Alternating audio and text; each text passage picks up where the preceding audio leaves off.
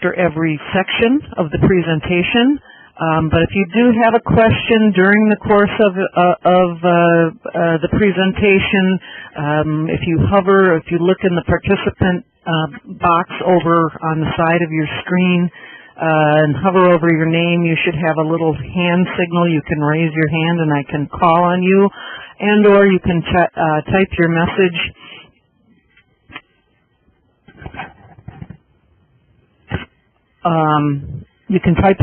into the chat box, ask your question that way, or just unmute your phone and answer the question outright. So, thus far, can everybody hear me okay? Okay, good enough.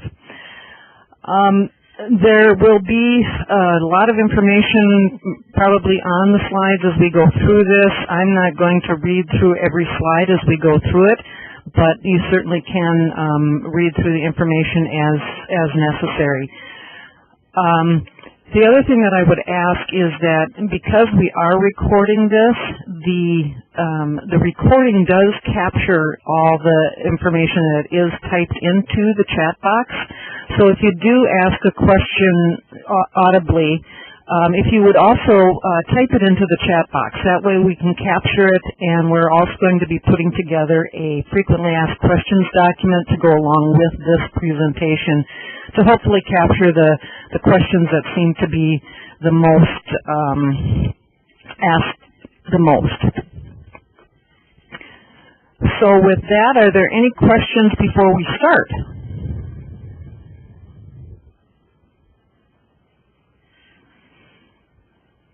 Hearing none, seeing no hands raised, I'll go ahead and get started. What we're going to be covering tonight is the post-transition education work group recommendations to the board and the decisions that the board made regarding those recommendations. We'll also review the National Continued Competency Program, how that mixes with National Registry certification and Minnesota certification and renewal requirements in the state, the enhanced role of training officers for services and medical directors, where we are at with the Mark King Initiative and the state of Minnesota's implementation to the Mark King Initiative. We'll also talk about the e-licensing system transition. Most of you are aware that our current e-licensing system is offline right now, and as a result of that, we've got some things that you need to be doing a little bit differently as we transition to a new e-licensing system in a different platform. We will be having, like I said, question and answer periods after each section, so feel free to ask any questions at any time. So starting with the recommendations that were made to the EMS Regulatory Board and the decisions they made regarding those recommendations. The first recommendation was that the EMS Regulatory Board continue to use the National Registry of EMT's cognitive and psychomotor examination for initial EMT, AEMT, and paramedic certification in the state. This is really no different than anything that we've been doing in the past. We have, as long as I can remember anyway, we have been utilizing the National Registry's exams for initial certification in the state of Minnesota. So there really is no change as far as that is concerned to the current process that we have. One of the things that I'd like to mention, though, as long as we're talking about this, is that a psychomotor exam request process was implemented during the transition. And for those of you who do teach initial EMT courses, the request or the process for requesting psychomotor examinations will not change.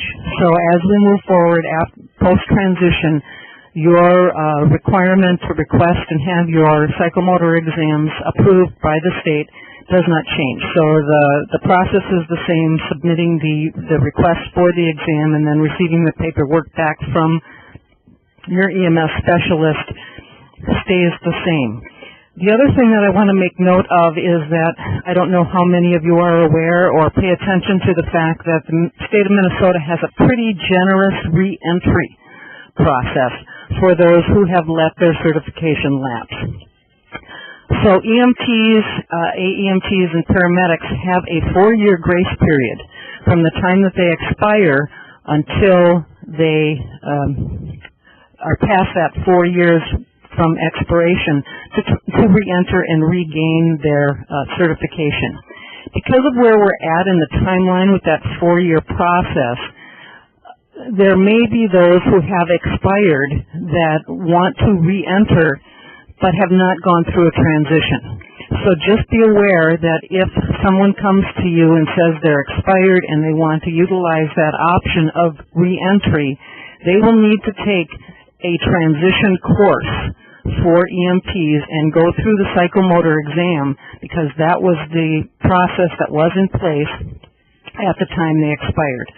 4 years from now, that won't be in effect any longer because people who have expired will have been through that transition course. But anyone who has expired now, at this point, they would have had to have expired in 2013 to be eligible. Because the transition went from April 2nd of 2014 until March 31st of 2016, they obviously would not have gotten that transition course. So that's just something for you to be aware of. Okay? Again, I would ask you if you could to mute your phones. Okay. Second recommendation that was approved by the board, and these were, first few recommendations were approved at their February 18th board meeting. And this recommendation was that the regulatory board require the same recertification requirements as the National Registry of Emergency Medical Technicians for EMTs, AEMTs, and paramedics, or accept proof of a valid National Registry certification. This follows the National Continued Competency Model for all Minnesota EMS providers. It moves the skill competency portion of it to the local requirement, and it somewhat increases the hours that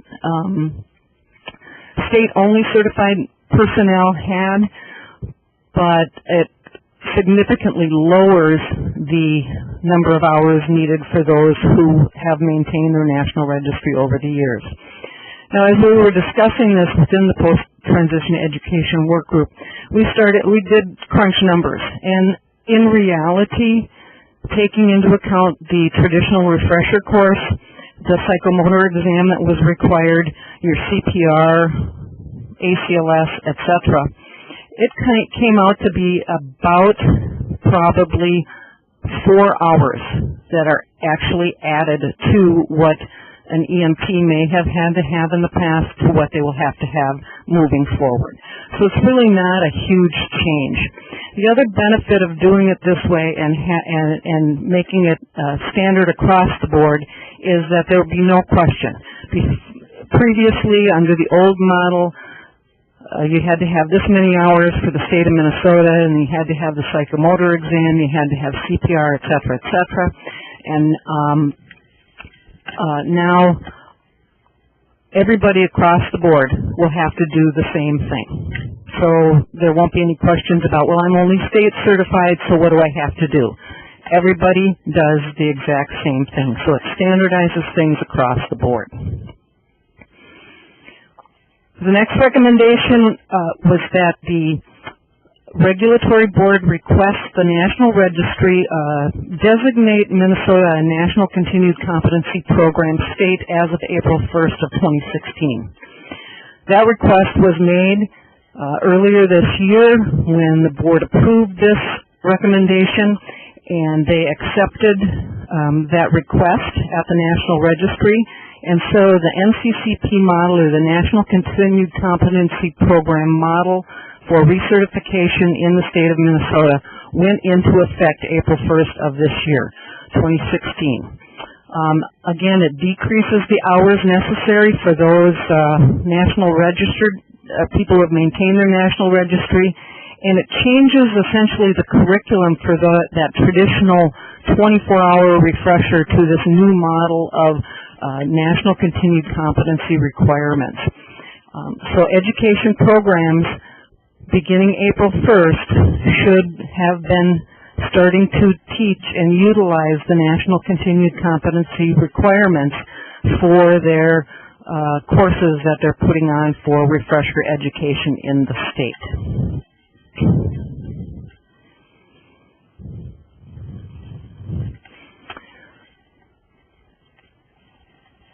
Next recommendation was that the Emergency Medical Services Regulatory Board adopt the Mark King Initiative and adopt an implementation to a national certification by the April 1st of 2036.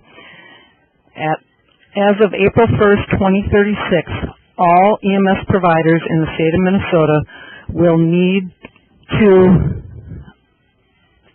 have and maintain national certification. Now, when we think about it, you think, well, that doesn't make a lot of sense, but with the push for national, the ability to cross state lines, working in EMS, holding national certification, many states are utilizing the National Registry for their state's certification. It makes it easier for reciprocity. And as we crunch the numbers again, we found that about 61% of the people in the state of Minnesota, the EMS providers in the state of Minnesota at the EMT level and above, already maintain their national certification. Now, does that mean that people who hold state-only certification are going to lose their certification?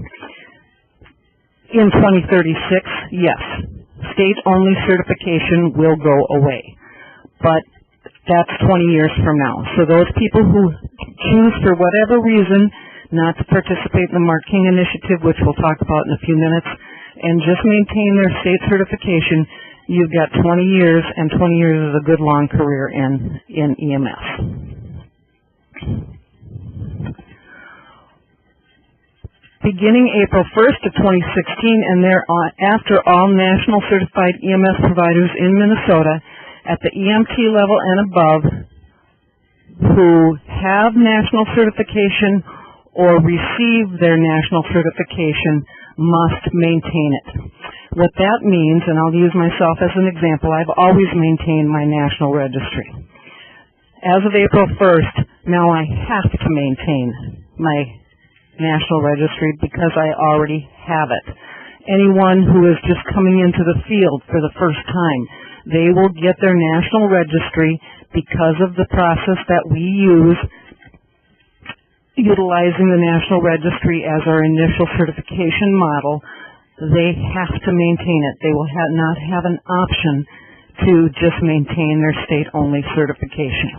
And again, this really helps with reciprocity between the states.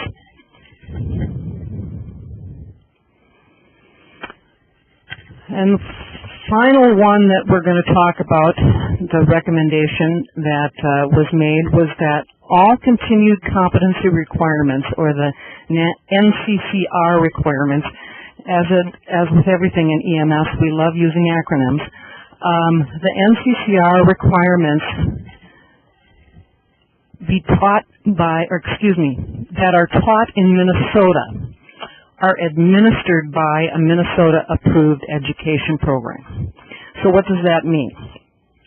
A Minnesota-approved education program is an education program that's been approved by the board. Any of you who are on the line right now who have education programs, you are approved by the EMSRB, and you are approved to deliver the NCCR components. I'm going to pull all of these, when we do post this on site, all of these links in here are live, and with the outline that you got the links should be in that outline as well, and they are live as well. You should just be able to pull it up and click on the link, and it will take you to it. Okay, so on our website, make sure I'm pulling the right thing over, we have a frequently asked questions document regarding the NCCP and this particular recommendation. So what we are talking about specifically is the NCCR portion of the National Continued Competency Program, or the NCCP. The NCCP, and we'll be getting into the NCCP a little bit more in-depthly in the next section, has three components to it: the National Continued Competency Requirements, the Local Continued Competency Requirements, and the individual continued competency requirements. So what we've done here with this particular document is we've put together a few questions that have come up already, and we will be adding to this guide as we answer the questions that have come up through these conferences. So we've got a few questions down here that we've answered already. We will be reviewing the questions that come in through this WebEx. But also what we've done here is we've put a link to the National Register website that takes you directly to the National Continued Competency Program guidelines for EMTs and for paramedics. So essentially, the National Registry has done the work for you. They have put together the topics, the patient group that it goes to, the provider level, and the learning objectives, the content, etc., for each of the required components of the NCCR. So they've done all the work of writing the lesson plans, writing the syllabuses, etc., but it's still your responsibility to ensure that you are familiar with the material and can provide good education on these particular topics. So we've put a link to that on this document, not only for that one, but here's the same document for the paramedic education guidelines, and also a link to the training officer guide. As I alluded to previously, the skills competencies are going to be required at the local level rather than during a refresher and the 7-station National Registry skill exam that we've held previously. So the responsibilities of the training officer and what they will need to do and the skills that need to be assessed will be in this guide as well. Okay. So that is available, like I said, on our website, and that link should take you directly to it. Okay. Okay. Does anybody have questions on that, on those board decisions or what it means, those types of things? Ask away. And don't forget to unmute your phone. Oh my.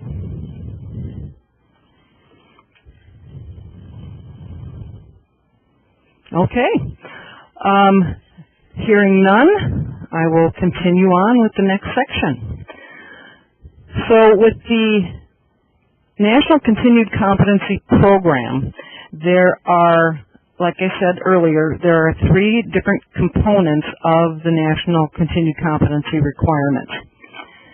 What we have done, again, to assist you with this, is we have put together a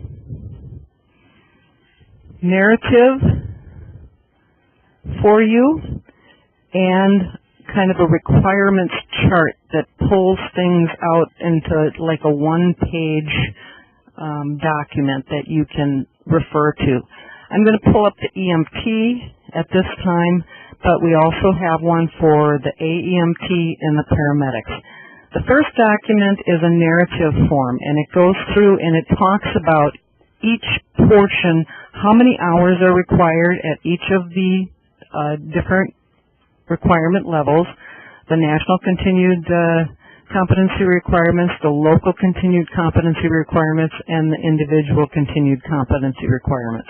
So as you can see, the majority of hours here for the EMT are in the NCCR requirements.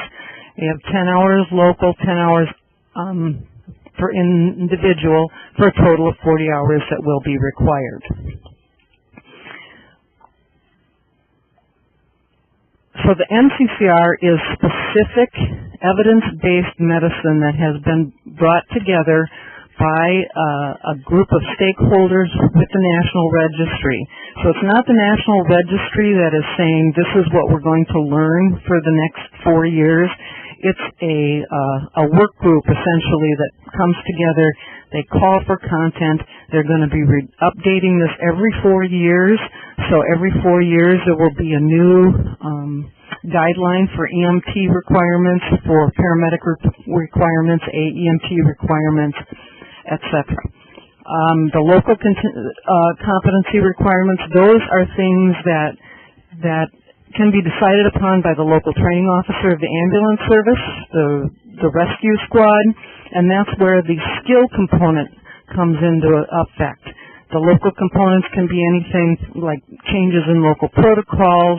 This is where the skills portion comes into play.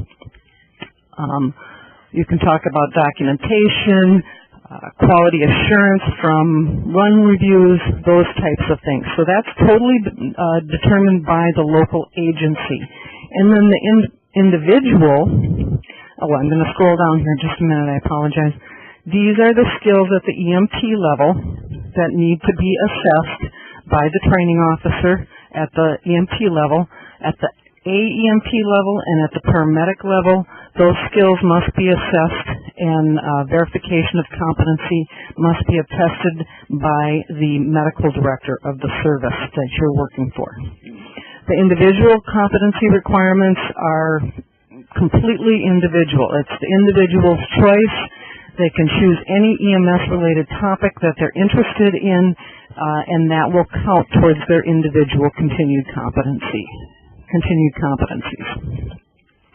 I'm going to go back to the previous page, and what we've done here, and I'll pull up the paramedic requirements, just to give you an idea of, we laid this out in a one-page thing that you can refer to. So over on the left-hand side of the page are the national content that's required, 30 hours at the paramedic level, and these are the topics that need to be covered under that National Continued Competency requirement. The local content that's required 15 hours or a quarter of the total hours that are needed. The only thing on this list that is required is the skill competency, which is this part up here on the top of that column.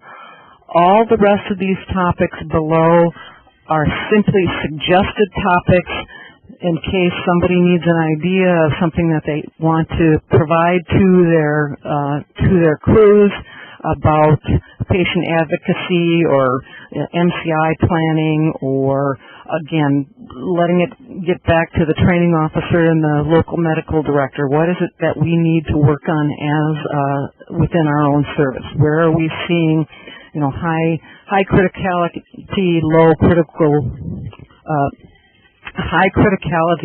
volume calls? Maybe childbirth or one of those types of things you could spend some extra time on.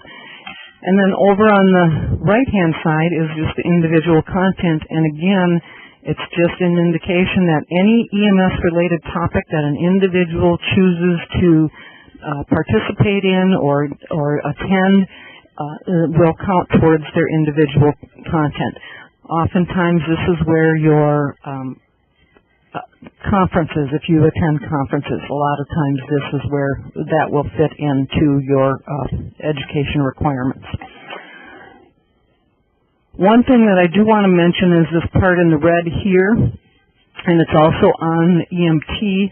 At this time, it is still a statutory requirement that paramedics maintain ACLS, and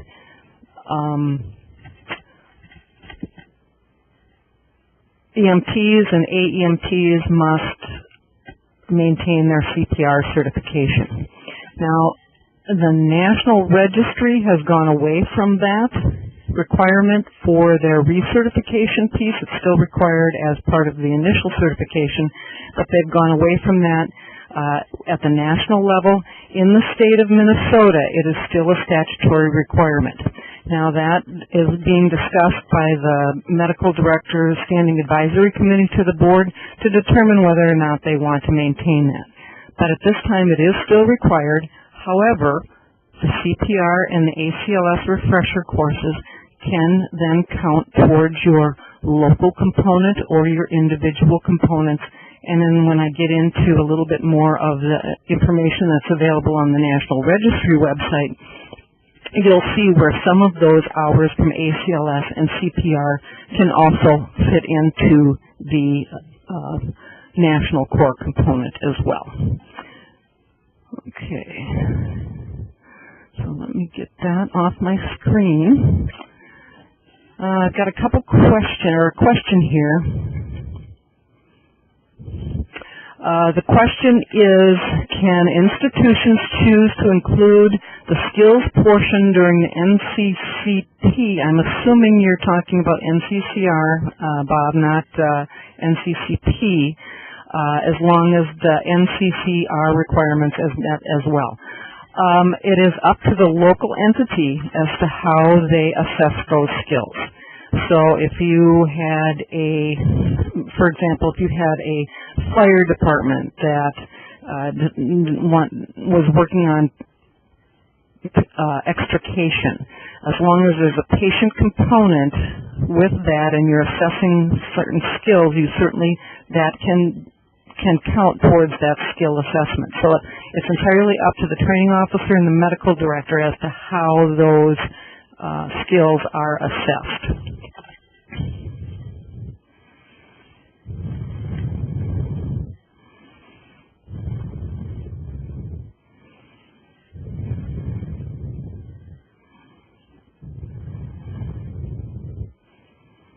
Absolutely. Absolutely. Okay.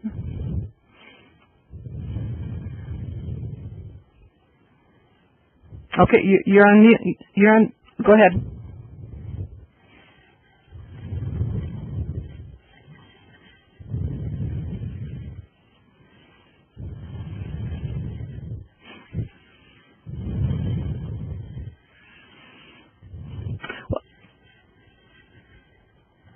I think that is if I'm not mistaken, Bob, that was kind of what you were alluding to as well for education that you're providing for other places that may not have a train.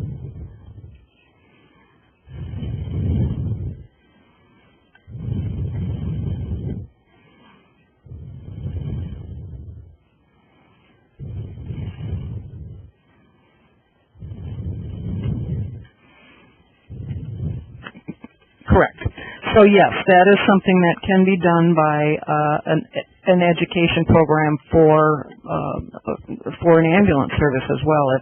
If the medical director wanted to have an education program do the assessment of their skills rather than having them do them themselves, they certainly can do that. It's very flexible as to how this is. How these are fulfilled. Okay.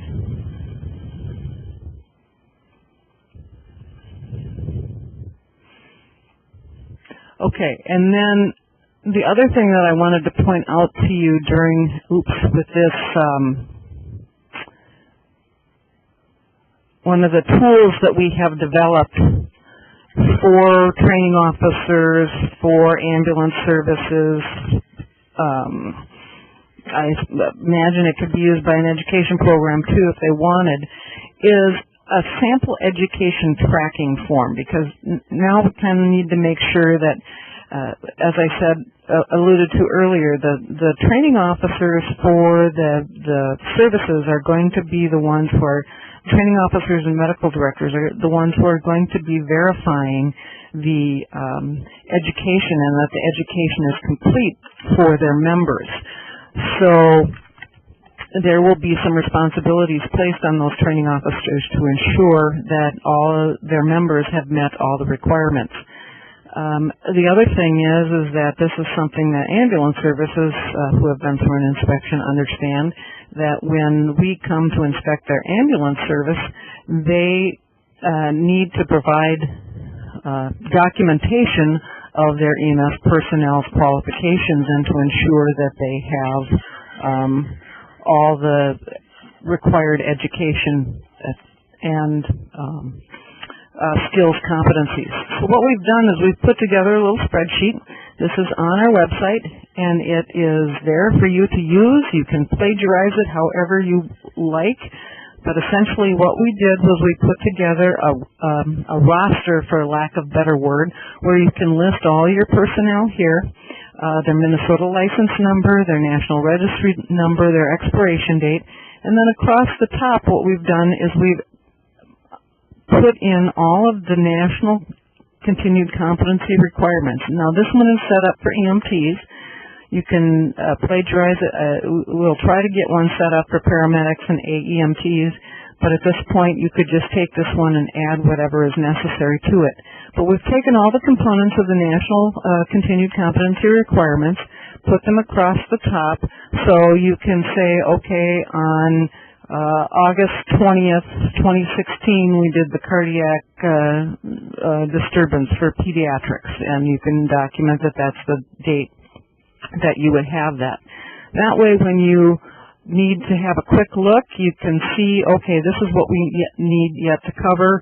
When we come and inspect, we can look at this and we can say, okay, let's see the sign-in sheets for the hour that you spent on field triage, etc. Then we continued it out so you can track the local components. What we've added here is the skills that are necessary to be evaluated at the EMT level, and then left some columns for you to fill in with whatever it is you choose to do at that local level. And then at the end we just put in some spaces for you to log their individual education as well. So like I said, this is out on our website. It's there for you to use. If you have any questions about it, certainly feel free to contact any one of the EMS specialists, and we can certainly help you with how to work through this. But this is a good way for you to kind of keep track, for you training officers out there to keep track of what your folks have and what they may need. What I would suggest is that the education is now, we're putting the onus essentially back on the individual to maintain their records, their education records. So when someone attends a NCCR course or they get some distributive education, they should be getting some type of certificate of completion. The bottom line is that you as the training officer or the medical director will need to be able to verify that, yes, this person has completed it before you can approve their application on the National Registry website.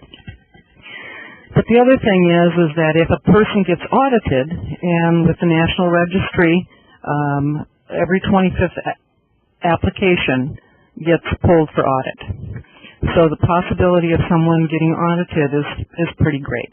So they have to be able to produce the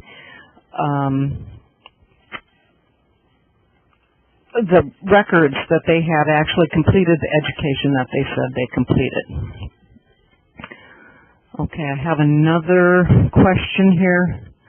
How is this going to work for myself that only teach and I'm not connected to a service?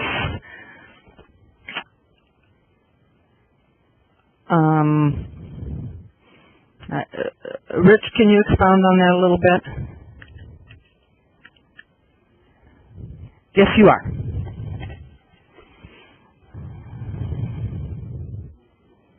Mm-hmm.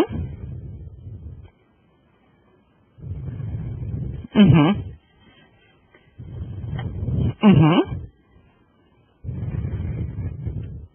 Okay. Mm-hmm.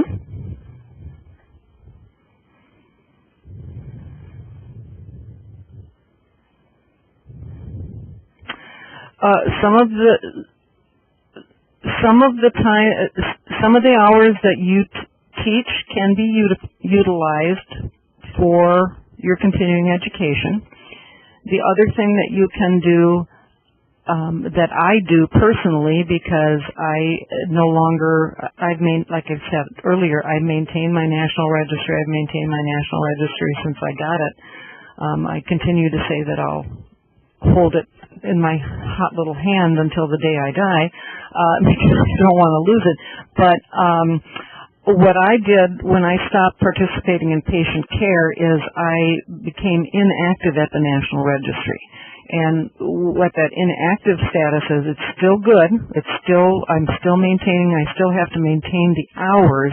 But part of it is that because I don't participate in patient care, I don't have a training officer to attest to my education. I don't have a medical director to attest to my skills. So I'm an inactive member at the National Registry. To get my active status back, all I would need to do would be to be hired by a service, go back to work for a service, have the medical director attest to the fact that I work for that service, and then I would get my active status back. So you still can maintain this without necessarily being a member of a service. Did that answer your question?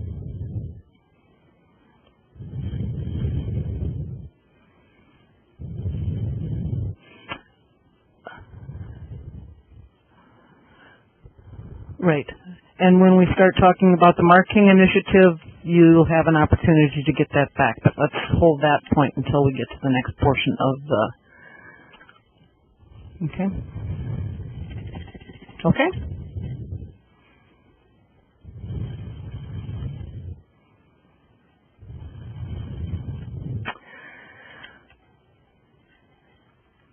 Okay. Any other questions off the top of your head or immediately regarding that spreadsheet and the narrative that we put out there, the charts that we put out there? The National Registry website has some great information as well, and these links take you directly to those documents that I showed you as well. So here, if you click on that top link, it brings you to this page. These are the documents that I alluded to before. Here's that training officer guide, the paramedic education guidelines, the EMT guidelines for the education, and then these two I'll get to in just a second, but I wanted to just pop this up because this is kind of an interesting piece. When we first started this process, all of the states that are in dark blue there are now National Continued Competency states, as well as the Department of Homeland Security, Department of State, Bermuda, and there's a few other departments. I believe all the military utilize the National Registry as well for their EMTs. When we first started this process, there were 5 states that utilize the NCCP. So you can see that this is really a national movement to incorporate the National Registry and national certification across the United States. Just make it easier for people to go from state to state. But anyway, I lost my, here, let me get back to my original link here. So the standardized courses, what we're talking about there are these, what we call the alphabet soup courses, ACLS, PHTLS, AMLS, CPR, and some of the others, PEP, PALS.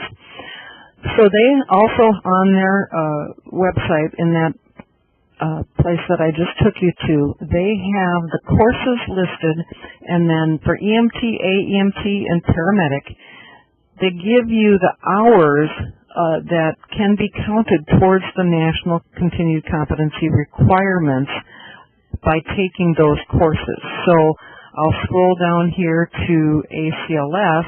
Now on this particular one, we're talking about if you're taking an initial ACLS course or an initial PALS course or an initial PEP course.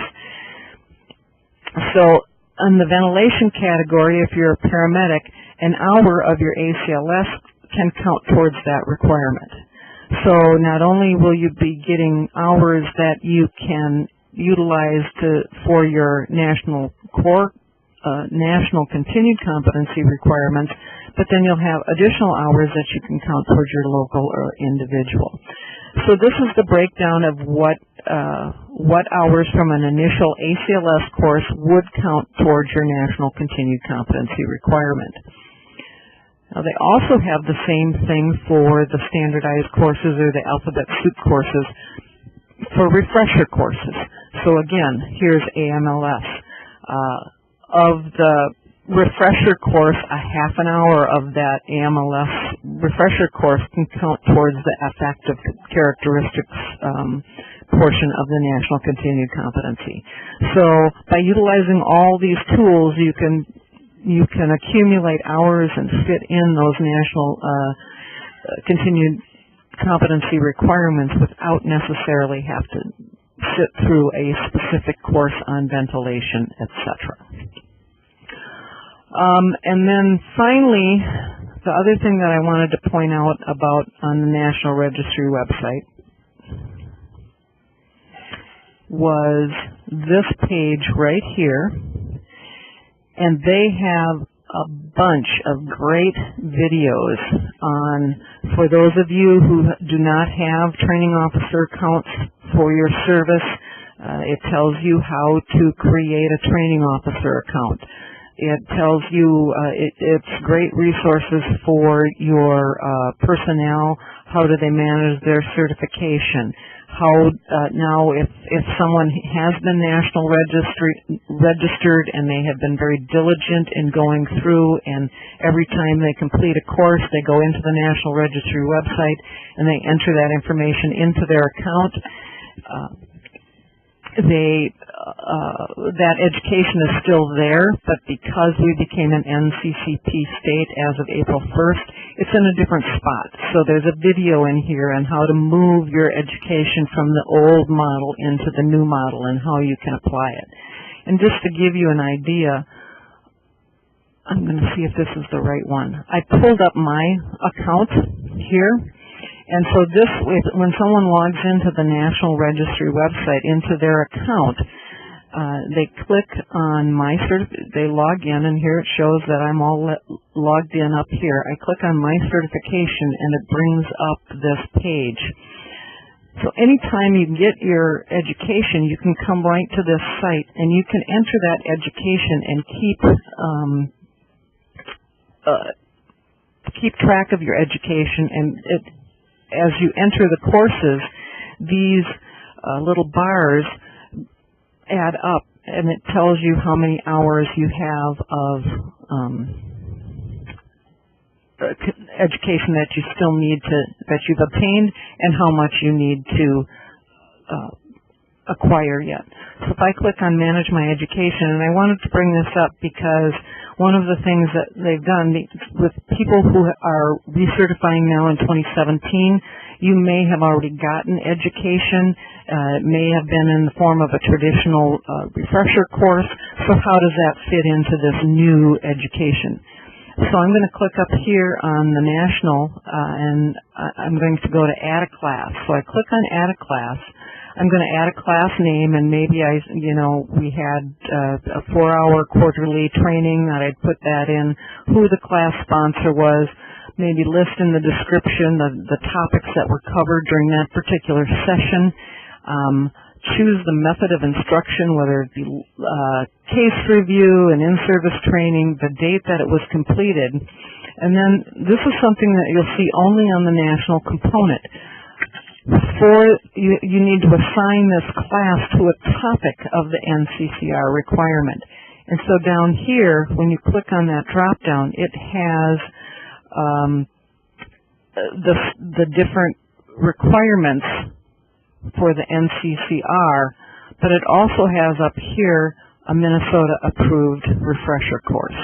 So if you've taken courses that have been part of a traditional refresher in the past, this is how you would log those hours into your education at this point.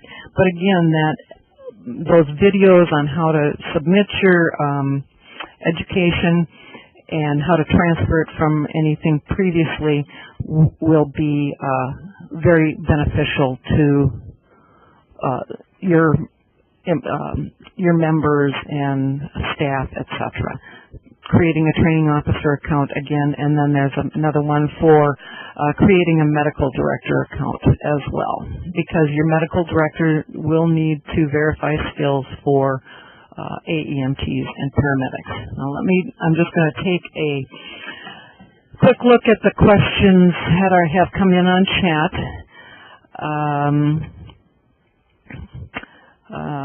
The training officer on the NREMT account cannot approve their own training at the time of renewing. The medical director, that's a good point, Jeff, thank you. The medical director, or you can have a second training officer for your agency. You can have, I believe you might only be able to have one training officer. I have to investigate this a little bit more, but I think you can only have one training officer for your agency, but you can have multiple medical directors. But I'll have to verify that, and when we put together the frequently asked questions, I will address that in those frequently asked questions. If an individual goes to the North Dakota EMS conference and receives NCCR training from an instructor who is not a Minnesota instructor, will those hours count towards NCCR? Yes. When I was talking about the NCCR components, only those that are taught in Minnesota must be administered by a Minnesota-approved education program. So if you go to North Dakota and you go to a conference there and one of the topics that they cover at their conference or at their class is approved by their state as NCCR, meeting NCCR requirements, yes, you can put that into. It's only courses that are taught in Minnesota. When we talk about distributive education, there's a certain amount of distributive education that can be obtained in each of these components. So I think at the EMT level, it's 7 hours of distributive education. And for those who are not familiar with the term distributive education is any education or instruction method where the student does not have access to an instructor in real time. So online course could be considered distributive education. A video review might be considered distributive education.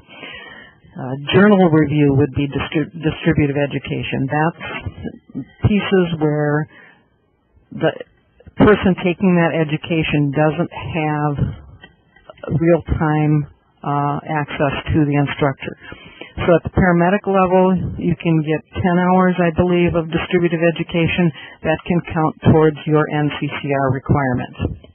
The other 20 hours would have to be live. But if you take it in another state, or you go to a conference in Wisconsin and they have some of the courses there or topics there that are considered to be meeting NCCR requirements, those would count towards your NCCR.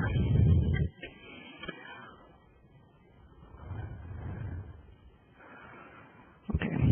And then, will you be discussing the hour ratio allowed for online education, distributive education? I find it confusing determining how much online education can be utilized. Kevin, did I answer your question?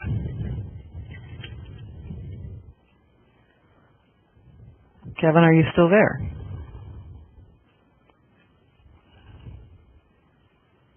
Okay.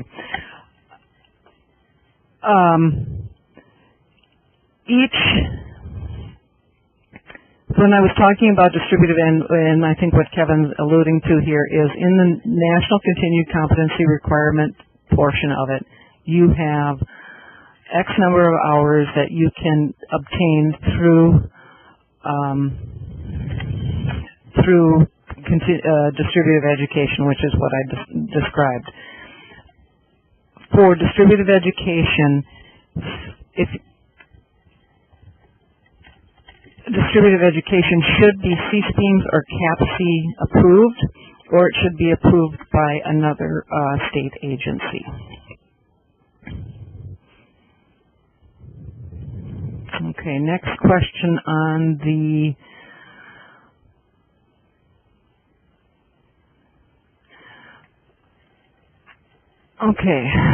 some of the training officers in our area for fire department EMR groups are EMR certified. Will they need to have a different training officer to sign off the EMTs in their group? Yes, they should. They should have someone who is at the level or above serving in that capacity to ensure that their education is appropriate.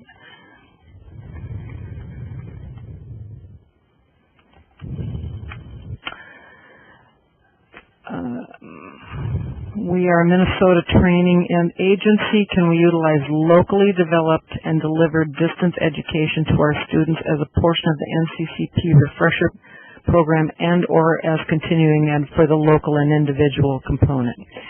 Unless what I would suggest with that is that if you are developing it yourself, then that would be considered distributed education for the local or the individual. Okay, because the National Core Competency Distributive Education should be CSPEAMS or CAPC approved. Are people familiar with CSPEAMS and CAPC? Yes, no. CSPEAMS is what is known as Continuing Education Coordinating Board for EMS.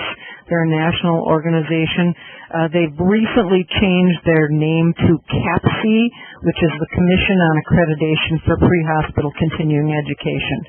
So essentially, if you've got people within your squads or your service or whatever who are going online and finding continuing education, distributive education that they want to utilize, it should be CSPEAMS approved or CAPC approved for distributive education. Anything that has, like instructor-led video where the student has access to the instructor, very similarly to what we're doing right now. This would not be considered distributive education because you have access. If I were the instructor, you would have access to me in real time to ask your questions. So what we're talking about as far as distributive education, it's only those that does not have real-time access to the instructor.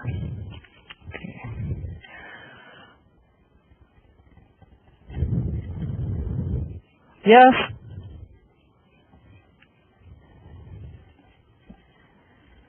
Mm-hmm.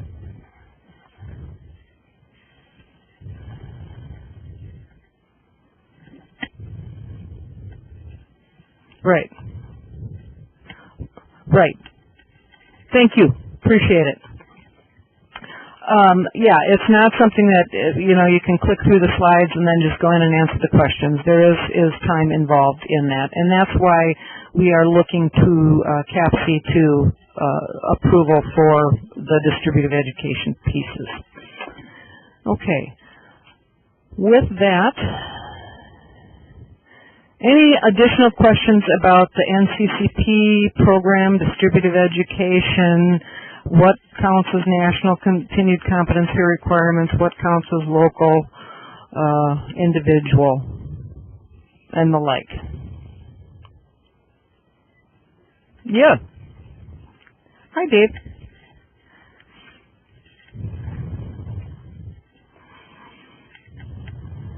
Okay.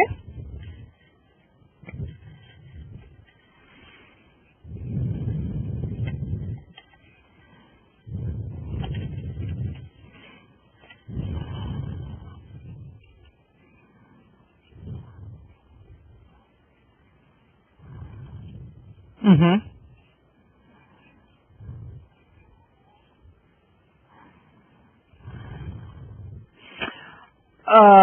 They can be developed however you, as an approved education program, if you're going to be doing skill assessments for services or for personnel who don't necessarily have a training officer, those skill competencies can be determined by your program and the medical director for your program as to what you would expect for those particular skills. Okay? You're welcome. Any other questions?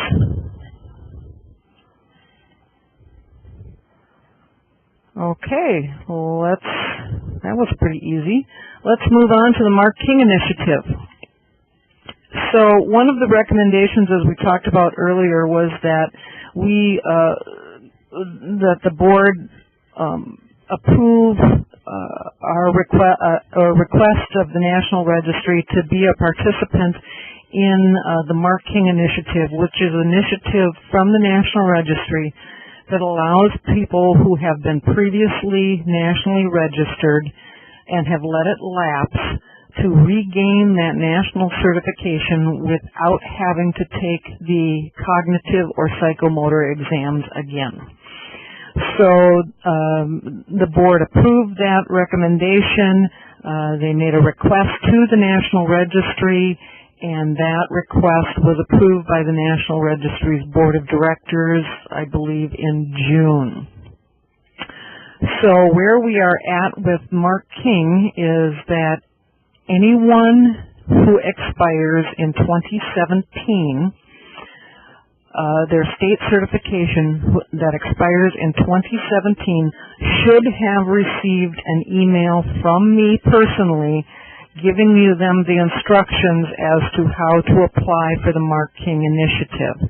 Now, my ability to contact everyone for that is as good as, excuse me, as good as the information that was inputted into our e-licensing system. So if someone didn't update their email address, etc., then you may or may not have received that email.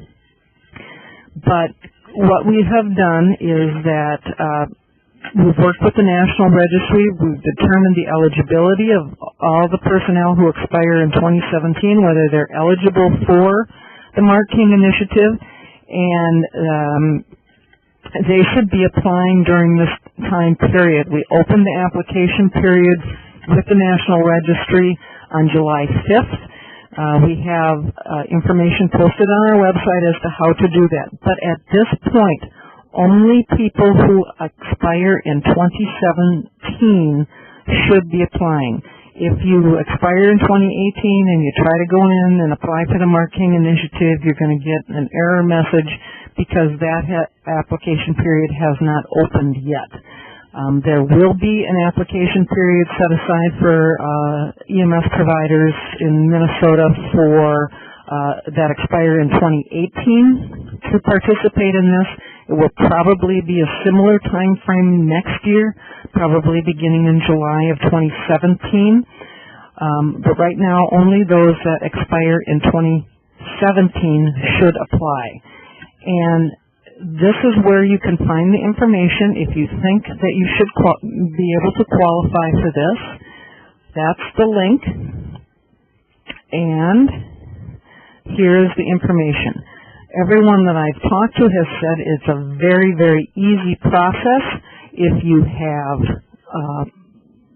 an account on the National Registry website, you log into your account, you navigate to this particular page. Under the section labeled Mark King Initiative, you put in your state. You might have to answer a few more questions.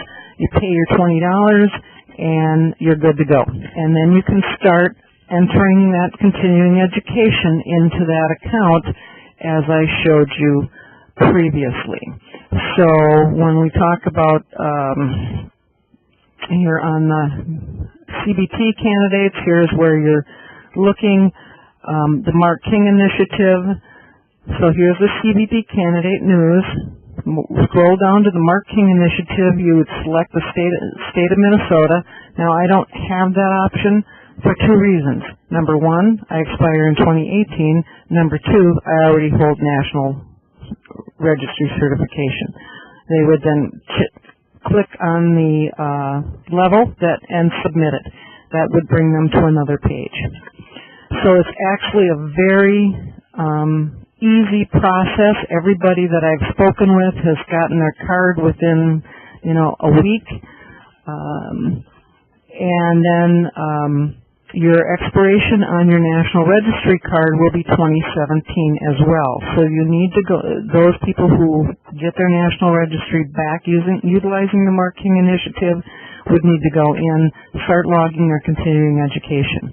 Now, the payment for the National Registry is at the paramedic level, it's $20. It's $15 for AEMTs and EMTs. What the National Registry has done is for those people who are re-entering, because the application, you have to pay for it at the time of your application. Now, you're going to be recertifying again in 2017. So when your application actually opens in October to actually submit your application, your $20 that you pay now will be credited towards that application that you fill out. So you won't have to pay another $20 or another $15 at the time you actually submit your application.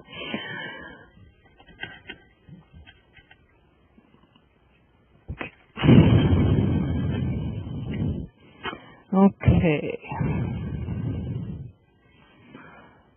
So, any questions? Okay, let me see here. For those of us that do the Mark King Initiative for 2017, do we need to complete all 40 hours by March 31st, 2017? Yes, you do. However, any education that you have obtained up to this point, so anybody who is expiring in 2017 would have possibly started their continuing education, maybe doing their refreshers in a quarterly training type scenario. Any education that you have done up until this point will count towards those hours. So when I was showing you how to enter courses, any education that you've had previously that may or may not be NCCR specific, those hours will still count. Those hours that you may have received towards a traditional refresher, because I know there's a lot of programs out there that do quarterly education over the course of the 2 years to get that refresher requirement in. Those hours will count towards this. The National Registry is aware of it. Could you mute your line, please?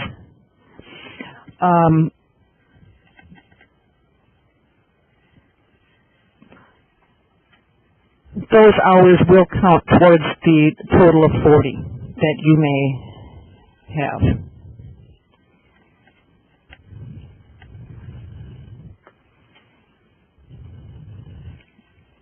Any other questions?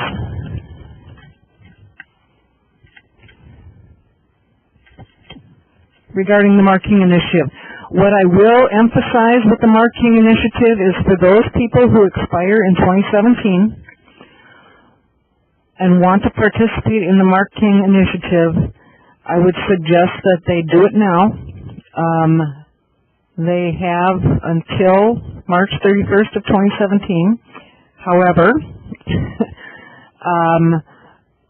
they should probably get it done before the applications actually open, which is in October. And I would even suggest at the latest that you apply by the end of this year, so December 31st. If April 1st, 2017 comes around and you have not applied for the Mark King Initiative, your window is closed. And the only way to get your National Registry certification back after that is by the old-fashioned way of completing the reentry requirements of the National Registry, which means taking both the cognitive and psychomotor exams again. So if those who want to participate in it, they need to get it done now. And then the same will apply for those that recertify in 2018. They will have a limited amount of time to apply for the Mark King Initiative. Once that window is closed, there is no option to participate in it again. Once they receive their Mark King national certification back through the Mark King Initiative, then it has to be maintained. If they let it lapse again, the only way to get it back, they have to maintain it, because that was the decision, number one, because that was the decision of the board that we are becoming a national registry-only state. The option for state-only certification will be going away. But if they do let it lapse again, it's a one-and-done thing. You have one chance at doing the MKI. After that window closes, the only way to get it is to go through the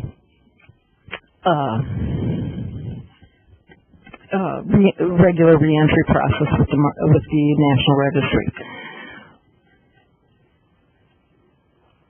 So, two questions. For those who choose not to do the Mark King Initiative, how do they maintain state certification? You're going to be doing the exact same thing. The hours, the requirements are the same. You need to complete the National Continued Competency requirements. You need to complete for 20 hours at the EMT level, 30 hours at the paramedic level, the local component and the individual component. And when we get into the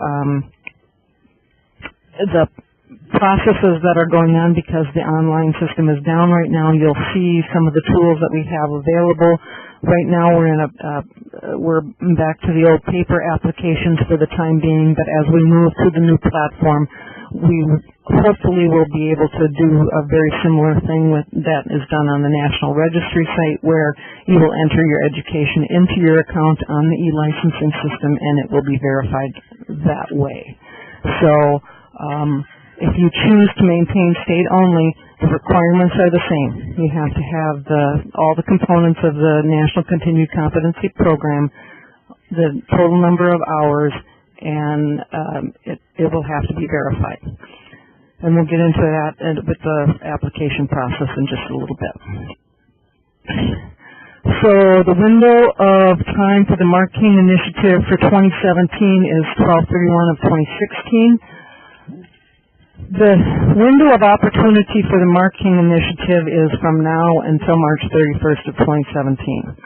I would suggest that nobody wait until March 31st of 2017 to get it done, because you'll be expired in the state unless you get your application in on time.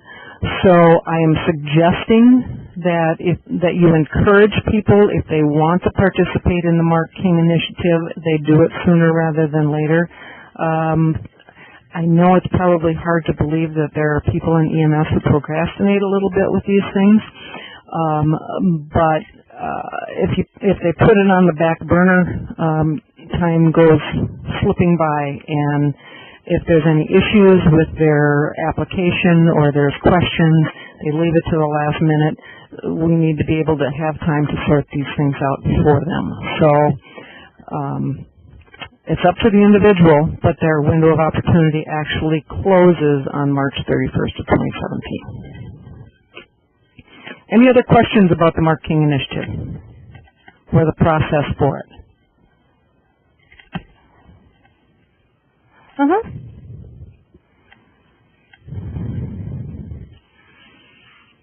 Okay.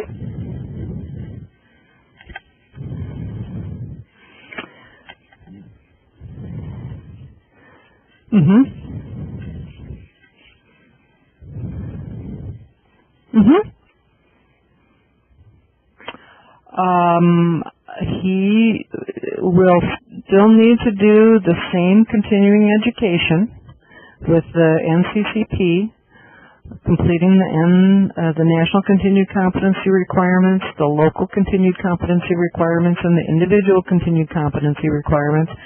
Total of 40 hours every 2 years, but he will just be applying to the state. He will not have to apply to the national. And he can maintain that state-only certification until April 1st. He will expire March 31st of 2036, so 20 years from now. And then his certification will go away. But part of the reason why we're doing this is so that there's no question as to what any EMS provider in the state does, whether they do Mark King and get their national back, whether they already have national registry, whether they're going to maintain state-only certification. Every provider at the EMT level will need to complete the same requirements across the board. Every AEMT in the state will need to complete the same education recertification requirements across the state, whether they're state-only or national registry, and then the same at the paramedic level. So everybody's got to do the same thing. Okay?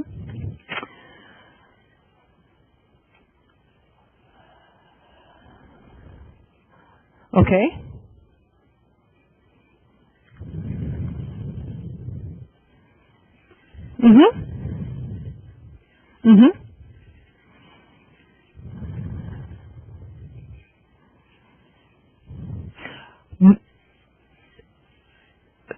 Well, no. Okay, national. Let's make a big clarification here. Okay, National Registry certification is a certifying body that it's a private nonprofit organization that what they do is they verify that an individual has met the minimal competencies to be certified at that level. So are you an EMT paramedic? What level are you at? EMT. So the National Registry says, yes, this person has, when you get your initial certification, you take the test, you pass the skills exam, and they say, yes, this person has met the minimal competencies to perform as an EMT. Now you want to practice as an EMT. You have to be certified or licensed in the state in which you want to practice. So whether you hold national registry or not, you still have to have that state. And in order to get your state license, you can just simply present your national registry card. That's when we talked earlier about you'd have to have this, or proof of valid national registry certification. Does that make sense? Does that answer your question? So just because you have national registry certification doesn't mean you can go into Wisconsin and practice. You have to be licensed in Wisconsin, or you have to be licensed in North Dakota, or you have to be licensed in South Dakota. But it makes it easier for reciprocity with those states because those states also require national registry. So all you need to do to get a license in North Dakota is go to the state of North Dakota and say, I'm going to fill out an application. Here's my national registry card. They'll have you fill out their application. There may be some background checks or something like that that go along with that. And then based on the fact that you've passed their application process, they will grant you licensure in their state based on the fact that you have the national registry. And it's the same with the state of Minnesota. You come to us, you fill out our application, we ask you some questions, make sure you're a good guy, and do all the things that we need to do to ensure that you're okay to practice in our state.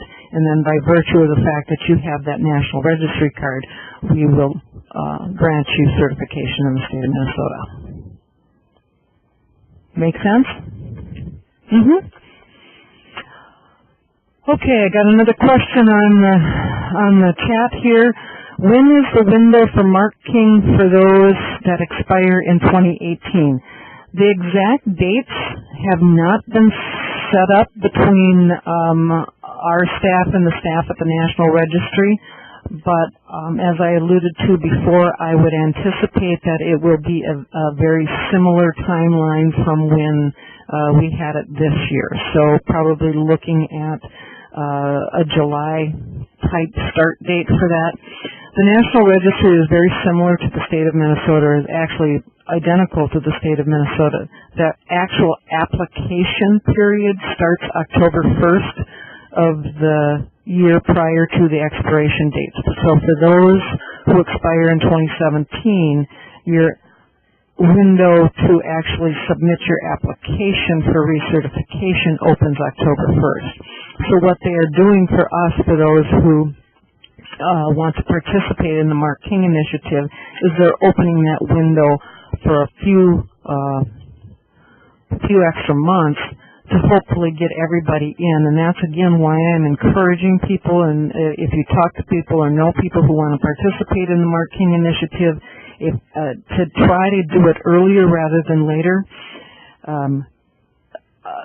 We get very busy during recertification time in the state of Minnesota. You can only imagine how busy they get at the national level with all of the providers from across the country submitting their applications and them having to go through them, and then on top of it auditing every 25th application that comes in.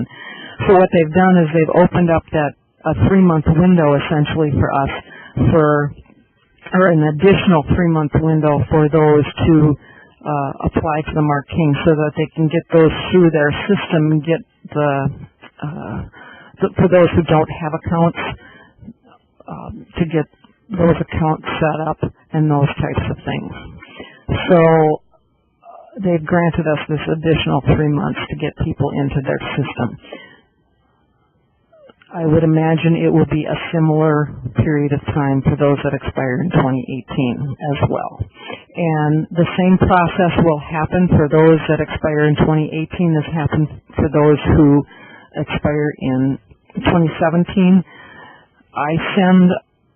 I've sent all of our providers to the National Registry. They're verifying that they are actually eligible for the Mark King Initiative. They're sending the information back to me of who's eligible, who already holds National Registry, and the people who are eligible are the people who should have received an email from me. And the process will be the same for next year. We're going to have all the providers send them through. They'll make sure that the people are eligible, and then we'll send notification to all those who are eligible for the 2018 period of time.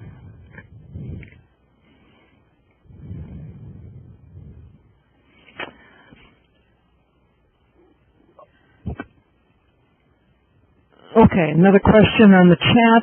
For educational services, could teaching hours be used for individual, and how many hours can be used?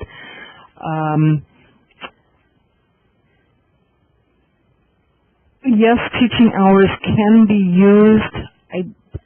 I don't know off the top of my head, and I apologize for this. I'll make sure that this question gets answered in the frequently asked questions. I do believe that there is a limit to the number of teaching hours that can be used, but I'm not sure.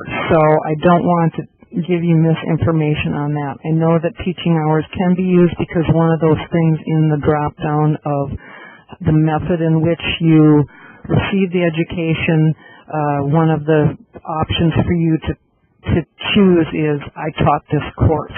So I know that it can be utilized. I'm just not sure if they have a limit to the number that they use. Next question. What would be a reason as to why someone is not eligible? And I'm assuming this is about the Mark King Initiative. One of the reasons why someone would not be eligible would be there was a period of time, and this is the only reason why I can think of for those in the state of Minnesota that they would not be eligible, because we have always used the National Registry. So at one point or another, everybody in the state of Minnesota probably held National Registry. There was a period of time between, I want to say, 2005, 2006, that the board approved a lower passing score for the exam than what the National Registry did. So, for example, the National Registry, I think, is a 70% pass on the cognitive exam. I think the board at that time accepted a 69% passing score and certified those people in the state only. So those people have never held National Registry, so they would not be eligible to re-enter through the marking initiative. Only people who have previously held National Registry certification are eligible to regain it without taking the tests at the level at which they were last certified. Okay. Any other questions? Okay, just a couple more things to go over here, and that is we are in the process, our e-licensing system is no longer going to be supported. So we have been working on obtaining a new e-licensing system, and we will be transitioning to that new system. Of course, now we're talking about technology and IT and those types of things, but we hope to be back online by October. I can't guarantee that, but we are hoping that we will be back online for October and for the big rush for recertification. But what does this mean? Essentially, the system at this point is offline. If you try to log into the e-licensing system, you will not get anywhere with that. So what does it mean for EMS personnel? We are in a paper application process, and in all reality, some people are telling us that the paper application process is easier than doing the online system. But on the EMSRB website, this is the site that you would go to under EMS personnel, and right there at the top is the application for certification or recertification. You click on that. There are the instructions, the tennyson as to why we're collecting the data that we're collecting, the actual application, all the asterisk pieces are required elements. Here are the questions regarding disclosure, and then down at the bottom is a place for them to sign. And this can be signed electronically. There's instructions in there. They have the ability to save the form, print the form, or email the form. But before they do any of those things, it needs to be downloaded to their computer.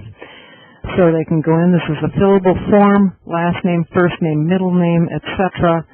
And then they can just simply, once the form is complete, they can email it from their computer directly to our office. Also, with this, and this is something that can be utilized at any time by anyone, even if we go back online, it is essentially a tracking form for your continuing education. So here you would put in the date, the topic, and this is something that you would use for those people. The question was asked earlier about the state process for submitting their education. This is it. So this is very similar to what you would be doing in the National Registry website, except you're doing it on a PDF form. Date, topic, the method, was it a lecture, was it a video, is it online, how many hours, and then the category that it fits in, the NCCR, the LCCR, ICCR, or for those who are community paramedics, any additional continuing education hours that community paramedics need. Check the box, the medical director, training officer, medical director name. This is who we would contact if there was an audit, and then there's just additional pages. That's how we are completing renewal applications and initial applications at this time. I would suggest that these individuals need to fill out these applications themselves and send them in themselves, email them, or print it and fax it to us.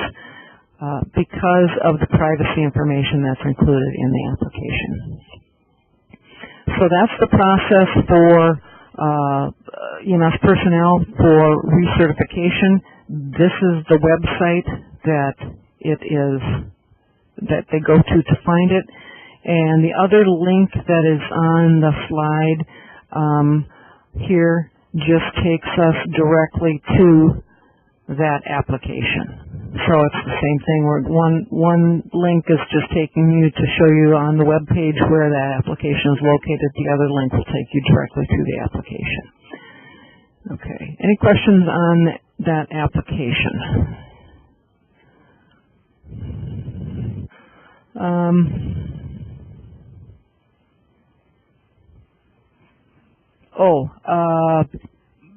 Follow up to the last question, what would be a reason why someone is not eligible for the Mark King?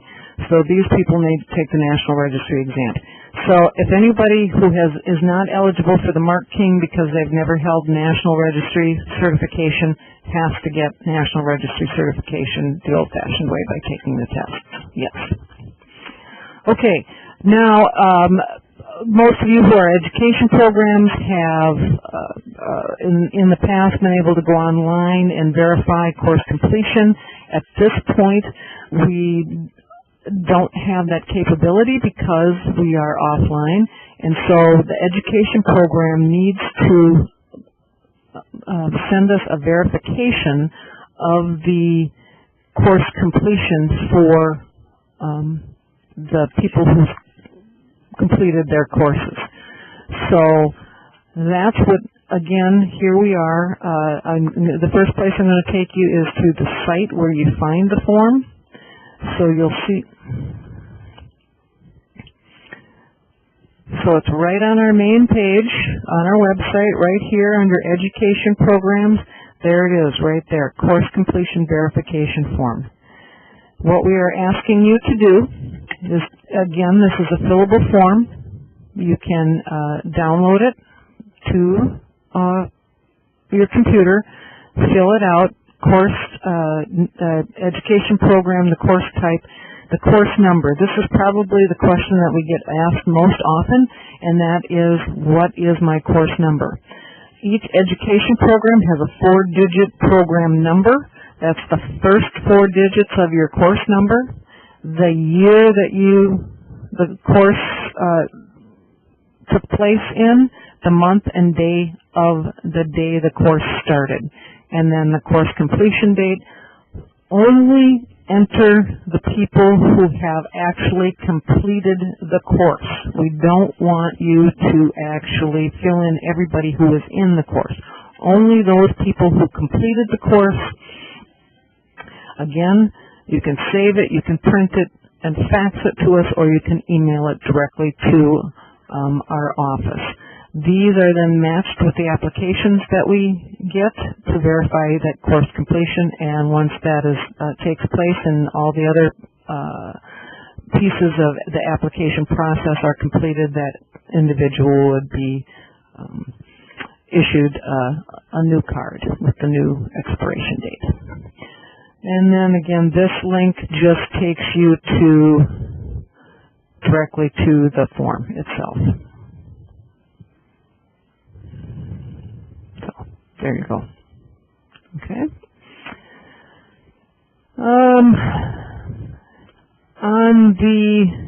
So that's it for education programs. Ambulance services, here again, it's the site page that you go to find this information is right here on the main page. And, oh, sorry, I don't mean to be moving that around so much. And then this is actually the information that you're looking for as far as anything to do with e-licensing while e-licensing is offline. So all of that information is available on our website as well. Okay. And then the last thing that I'm going to talk about as far as this is concerned is that we have You have an obligation, education programs have an obligation to notify the board prior to the start of the course. Well, because the system is offline, you're not able to do that online like you normally would be. So this is the information that you need to send to the EMS specialist in your area to notify them of the course. We've completed a spreadsheet. That information gets transferred into that spreadsheet, and that spreadsheet is posted on our website, and it's updated every week. So if someone is going to look for courses offered, they will go to the main page, and right here it says courses offered, and you can still search for a course online, and if you can't find one there, that's the spreadsheet that's available online, and it has all the same information as what you would find in the if you were to search for it online. So I'll take that away so you can see the information that you need to submit to your education or to your EMS specialist, and give you a chance to comprehend that.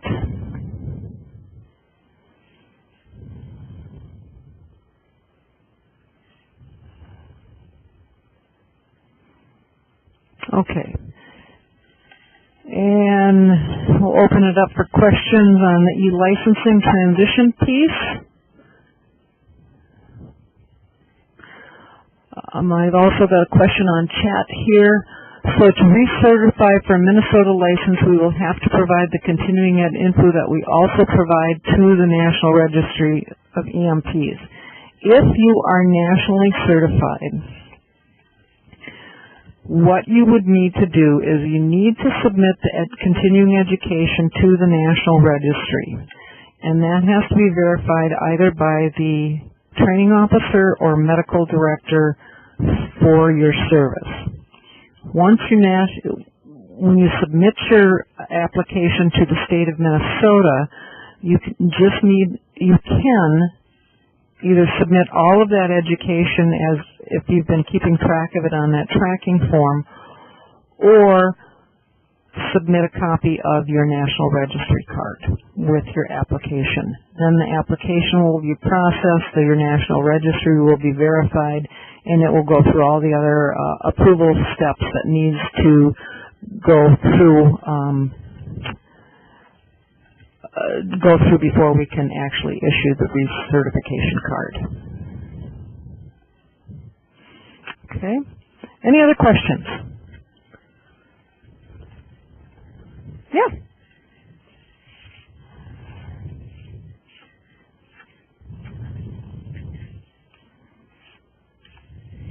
That is correct. At this point moving forward, yes. Unless it's an initial exam. If it's an initial, yeah. Okay.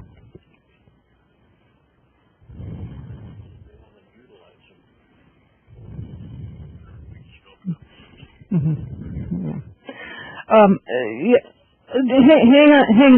Hang on 1 second. Let me add an addendum to my previous answer. You only have to use the National Registry skill sheets for initial, and the National Registry exam has to be completed in the 7-station format, etc., at the initial level.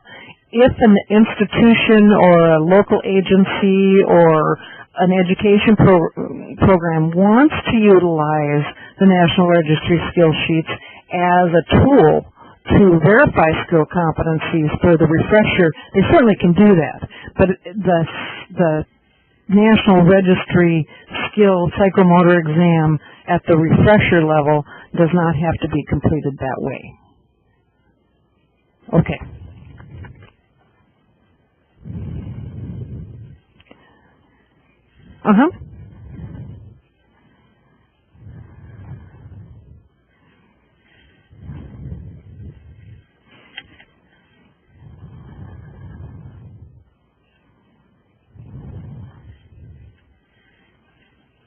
Correct.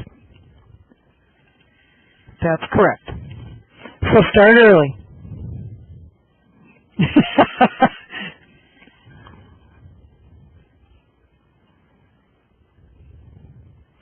Correct.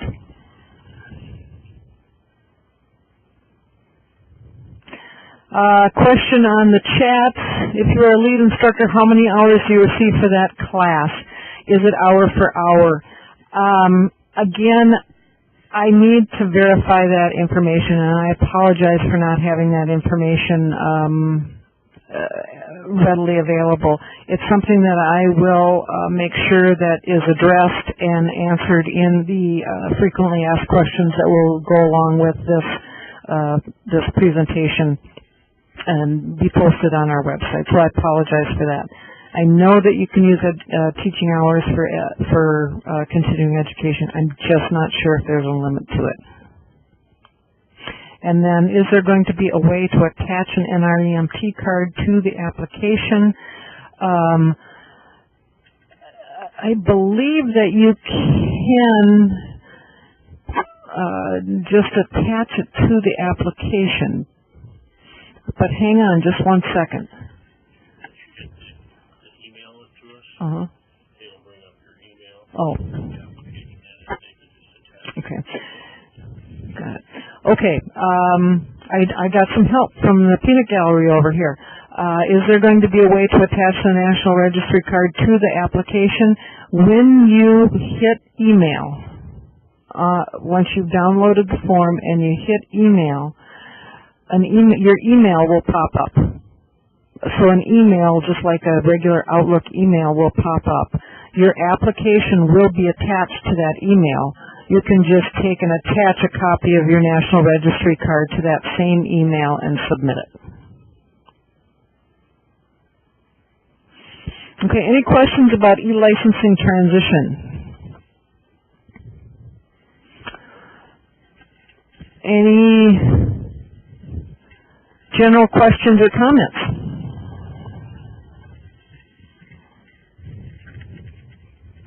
Oh, you're very welcome.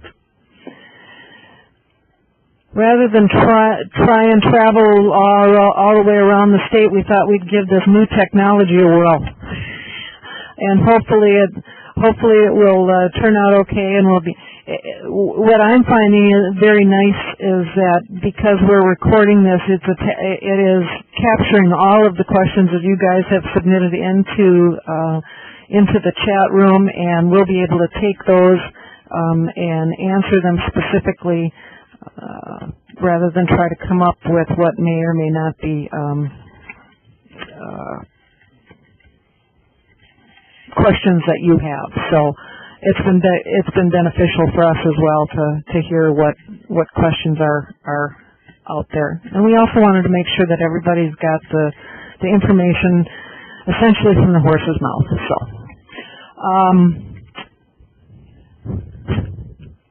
you can ask as many questions as you want.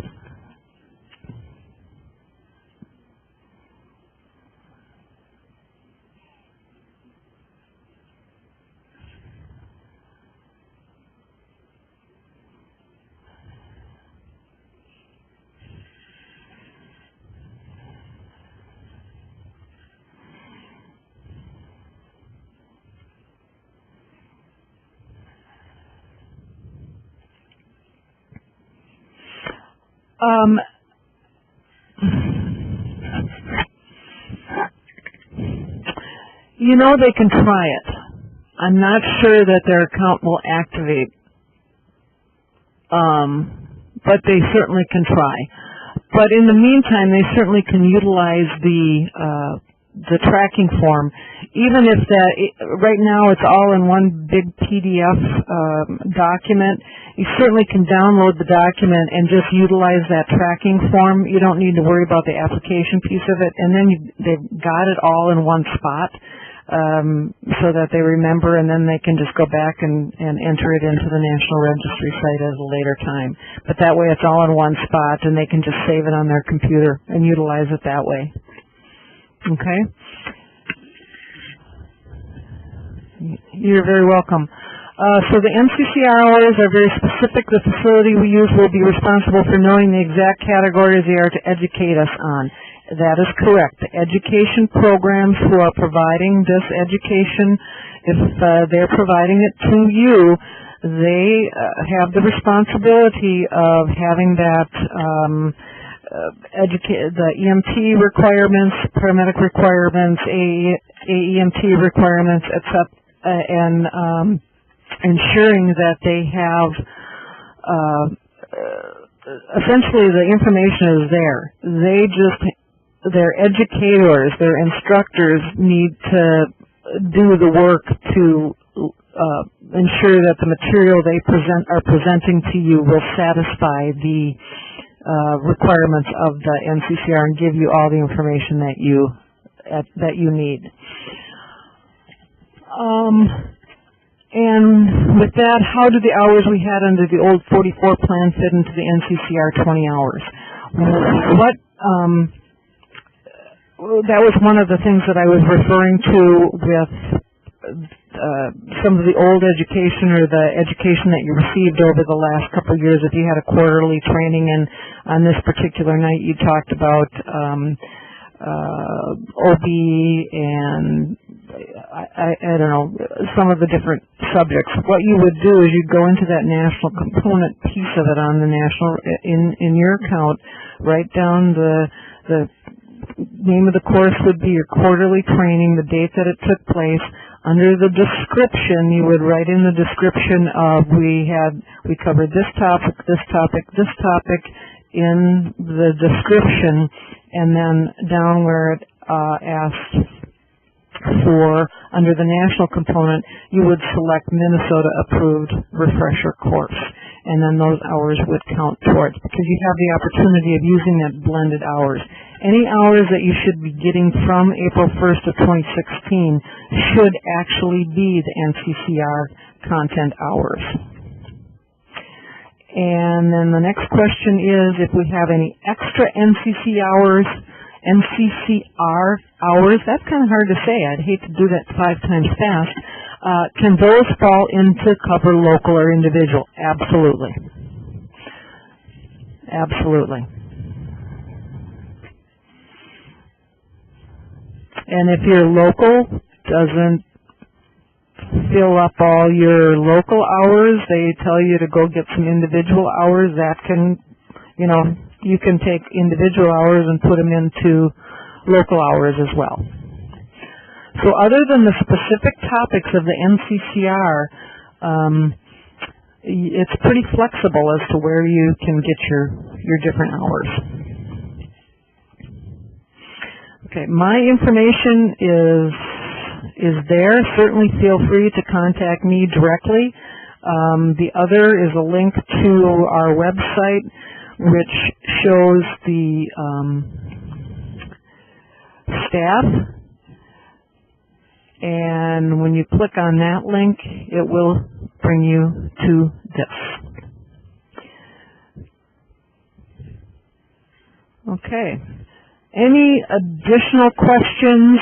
Like I said, certainly feel free to contact me directly. I appreciate your attendance and your attention, and hopefully we've answered some of those burning questions for you. But if anything comes up, certainly feel free to give us a call.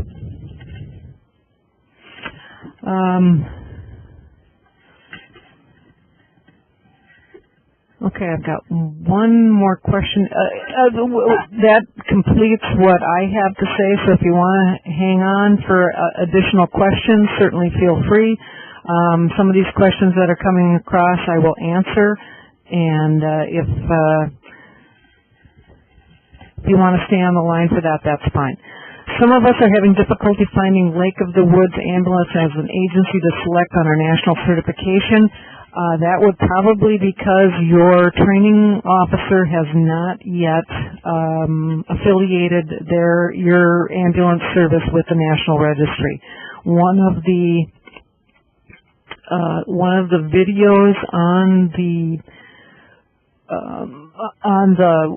website is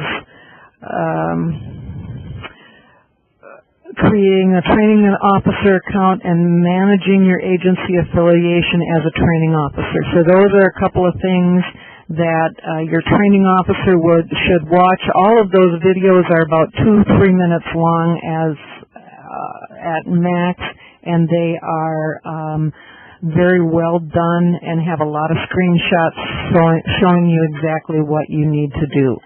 So with that, if I would refer your training officer to those videos to get your agency set up as an affiliation on the National Registry website. You're very welcome. Anybody else on the line that has any additional questions?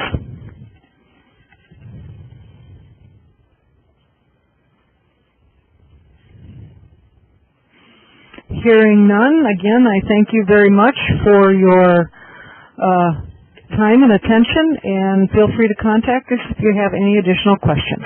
Thank you very much.